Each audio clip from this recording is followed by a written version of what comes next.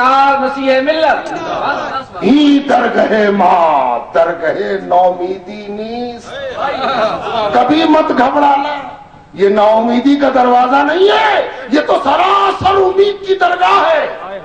یہ درگاہ امید ہے، نا امید مت ہونا.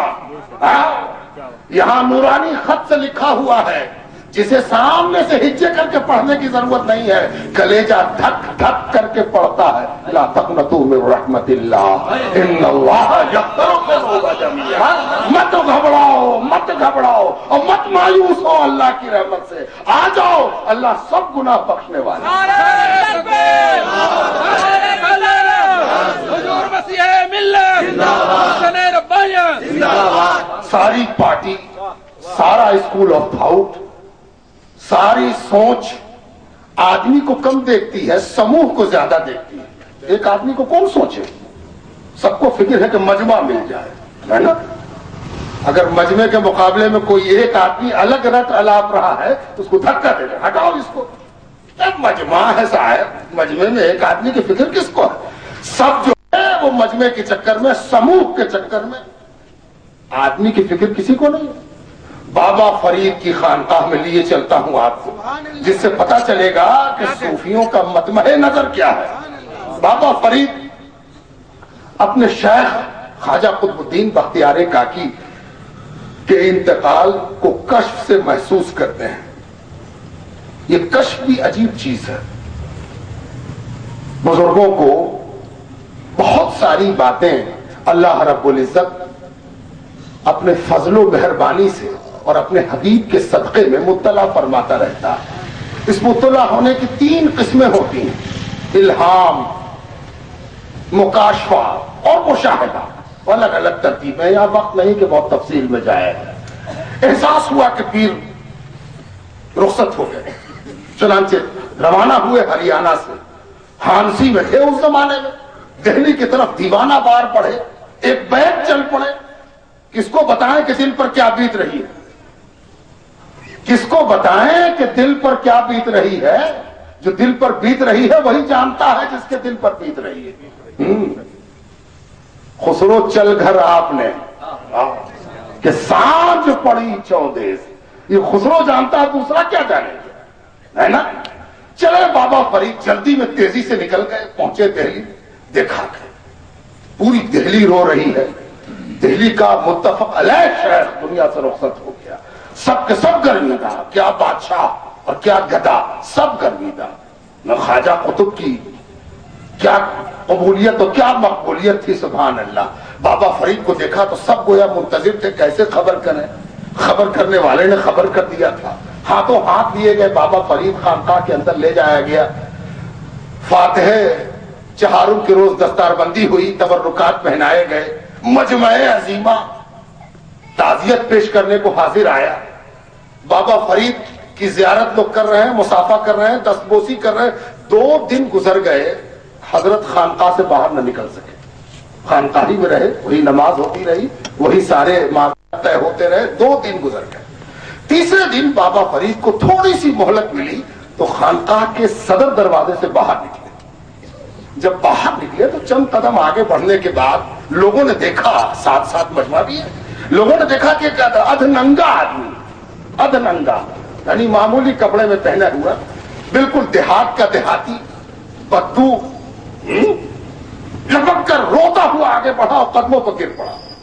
حضرت نے بڑی حیرت سے اس کو دیکھا اور اس کو نام لے کے پکارا، سرہنگا تو کہاں سے چلا ہے، تو کیسے چلا ہے؟ روتا ہوا کھڑا ہوا اور کہنے لگا، حضور آپ تو بن کہے سنے چلے آئے، سرہنگا پر کیا گزری کچھ پوچھا نہیں؟ آپ آگے آگے گئے تھے، پتا چلا آپ کو دیکھنے گئے، معلوم ہوا چلے گا تو میں بھی چل پڑا. حضور 3 دنوں سے دروازے پر کھڑا ہوں، اس لباس میں کوئی اندر نہیں جانے دیتا. کہتا اندر جا کیا کرے گا، تو باہر رہ، ہٹ ادھر کنارے بیٹھ. دربان روک دیتا ہے، دروازے کا پہرے دار روک دیتا ہے، داروغہ روک دیتا ہے، اندر جانے ہی نہیں دیتا. حضرت نے اس کو عقیدہ دیکھ کر فوراً اعلان عام کر دیا. پیچھے گھومے اور اعلان کیا، سننے کے لائق ہے وہ اعلان. فرمایا جہاں سرہنگا کے داخلے کی اجازت نہیں ہے وہاں فرید کتنی دیر رہ سکتا ہے؟ یہ صوفیوں کے کام کرنے کا طریقہ، اور اسی لیے میرے جیسا گنہگار و خاکسار و خطاکار و سیاہکار حضرت کے آستانے پر حق سمجھ کے حاضر آتا ہے۔ یہاں جو آتا ہے وہ جانتا ہے کہ حضرت بھیڑ کو نہیں، آدمی آدمی کو دیکھتے ہیں، کوئی ایسا نہیں ہے جس پر نگاہ کرم نہ ہو۔ نعرہ تکبیر، نعرہ رسالت، حضور مسیح ملت، حضور شہید ملت۔ یہ کام کرنے کا طریقہ۔ اب ایک واقعہ اور بیان کروں، دوسرے کا حق چھیننا بھی صوفیوں نے نہیں سکھایا، اسی لیے بہتر نہیں ہے کہ کسی باوقار شخصیت کے قیمتی وقت میں میں سیندھ لگاؤں۔ مجھے جتنی بساط دی گئی ہے اسی بساط میں واپس جاؤں تو بہتر ہے۔ ایک واقعہ اور عرض کروں جس سے پتہ چلے کہ ان کے کام کرنے کا ڈھنگ اور سلیقہ اور طریقہ اور وتیرہ اور رنگ اور آہنگ کیسا ہے اور کس انداز سے یہ کام کرتے ہیں۔ جی جی بالکل بالکل، اس بساط کی وسعت کا کیا پوچھنا، ایسی بساط وسعت، ایسی وسعت والی بساط یہ رکھتے ہیں کہ سبحان اللہ۔ میں عرض کرتا ہوں، حضرت مخدوم جہاں شیخ شرف الدین احمد یحییٰ منیری اس بر صغیر میں علم تصوف کا ایسا ماہر مایہ ناز کہ کوئی خانوادہ تصوف ایسا نہیں جو اس کے مکاتیب کی چاشنی سے مٹھاس نہ چوستا ہو، ہے نا۔ مخدوم جہاں کی خانقاہ میں دوسری خانقاہوں کی طرح کثرت سے روزے رکھنے کا رواج تھا۔ صوفیہ کثرت سے روزہ رکھتے ہیں، ہر نفل روزہ رکھ لیتے ہیں اور اس سے فاضل بھی رکھ لیتے ہیں۔ اس کی دو وجہ، جلدی سے دو وجہ بھی جان لیجیے، ایسا نہ ہو کہ کسی کے دماغ میں کوئی وحشت آ جائے کہ اتنا روزہ کیوں۔ دراصل روزہ اس لیے رکھا جاتا ہے کہ پہلی وجہ یہ ہے جو بڑی عام ہے اور سمجھ میں آنے والی ہے، اور اس کا سیدھا رشتہ زمین سے ہے، اور ہم لوگ زمین پر رہتے ہیں، اس سے زمین والا معاملہ جلدی سمجھ میں آتا ہے، آسمان والا معاملہ ذرا دیر سے سمجھ میں آتا ہے۔ تو زمین کا معاملہ یہ ہے کہ اگر کوئی بھوکا پیاسا آئے دربار میں، کوئی بھوکا پیاسا آئے اور میرا پیٹ بھرا ہوا ہو تو ہم کیا جانے وہ کیا ہوتی ہے بھوک اور کس کو کہتے ہیں پیاس۔ تو پہلے کسی کو سمجھنے کے لیے خود بھی ویسا بننا پڑتا ہے، تب جا کر بھوک سمجھ میں آتی ہے، پیاس سمجھ میں آتی ہے۔ تو کثرت سے روزہ رکھنا اس لیے ہوتا تھا کہ کوئی بھوکا اس دروازے پر آ کر اجنبی نہ رہے، وہ دیکھے کہ ہم بھوک لے کے آئے ہیں، یہاں بھوک سج رہی ہے، ہم بھوک کو تج رہے ہیں یا بھوک سج رہی ہے نا۔ اور ایک مقصد اور ہوتا ہے، وہ مقصد پھر کبھی دیکھا جائے گا انشاءاللہ تبارک۔ آج بھی روزہ تھا، مریدین بھی روزہ رکھے ہوئے تھے علی قدر بساط، سب تو نہیں، اکثر روزے تھے۔ ایک بڑھیا آئی ڈنڈا ٹیکتی ہوئی، اس کے لباس یہ بتا رہے تھے کہ وہ غیروں سے ہے۔ ٹیکتی ہوئی آگے آئی بوڑھی بڑھیا کسی طرح سنبھالتی ہوئی، ایک پوٹلی لیے ہوئے حضرت کی خدمت میں حاضر آئی اور کہنے لگی، حضرت، بابا، مائی باپ، میں نے ایک منت مانی تھی کہ میری فلاں مراد پوری ہو جائے گی تو اپنے ہاتھ سے کچھ پکا کر لاؤں گی اور اپنے ہاتھ سے آپ کو کھلاؤں گی۔ میری منت پوری ہو گئی ہے اور میں اس لیے حاضر آئی ہوں، کچھ پکا کر لائی ہوں کہ تھوڑا سا آپ کو کھلا دو۔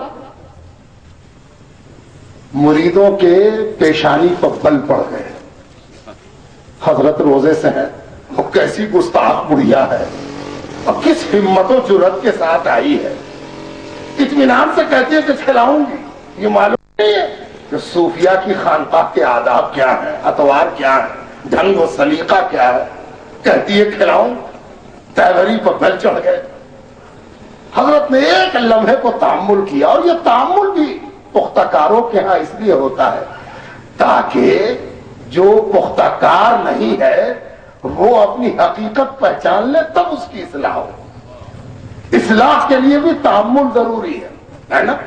تأمل کیا، تھوڑا سا وقفہ کیا، ذرا سوچ لے سوچنے والے، ذرا طے کریں لوگ کل کے دن یہ ممکن ہے کہ سجادے پر بیٹھیں تو کیسے کام کیا جاتا ہے اس کا سلیقہ سکھانا ہے، تو پہلے ان کو کرنے دیا جائے، دیکھیں کیسے کرتے ہیں، پھر اس کے بعد اس کی اصلاح کی جاتی ہے نا۔ تعامل کیا اور پھر فرمایا لا ماہی کھلا دے، منہ کھول دیا، بڑھیا نے کہا ہوئے ہاتھ سے پوٹلی کھولا، ایک لقمہ نکالا، حضرت کے منہ میں دے دیا۔ حضرت اس کے سامنے منہ چلاتے رہے اور نہارتی رہی، دھن ہو مہاراج، مراد پوری ہو گئی، بھلا ہو آپ کا، دھن دھن کہتی ہوئی لوٹ گئی۔ ادھر وہ لوٹی، ادھر مریدوں نے ایک نہایت علمی فقہی سوال حضرت کے سامنے پیش کر دیا۔ حضرت آپ تو روزے سے تھے، آپ تو روزے سے تھے، آئے جواب سبحان اللہ۔